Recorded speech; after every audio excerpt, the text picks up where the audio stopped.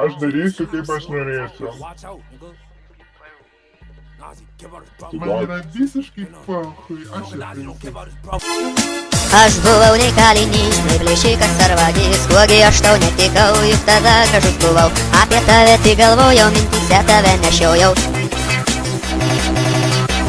Aš tave įsižiūrėjau, kai darželyje sėdėjau, tu skaudi man tarsi rožė, nes gyvenimą sudrožiai, tikslą vieną tik turėjau, apie jį tau neminėjau, aš norėjau būti burtas, tau vieninteliai sukurtas, viską dėl tavęs daryti, net vienis galėjau ryti, nešti pusryčius į lovą, net nupirkt striptizo stovą, kaip galėtum per naktis.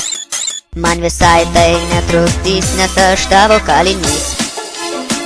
Tu esi mano brangioji, man beveik tu kaip šventoji, tu gražesnė už undinę, gal pabūtų mano džinė. Aš tau norus tik diktuoju ir visas dienas diriguoju, būtum visada drauge, šauktum breiką čia. Žinoma, tu nesutiksi, padraugausi ir paliksi, tu laikai mane kvailiu ir dar asilu tikru. Bet aš ir turiu orumo ir šiek tiek dar išdidumo, man užuojautos nereikia, išgyvensiu, jei taip reikia. Atradau dabar degtinę, kai pabrango tai naminė, vienas sau miške sėdėsiu, į medžius plikus žiūrėsiu, apie ją nebegalvosiu, vienas oloje miegosiu, kursiu čia dabar eilės, nieks nesulaikys manęs.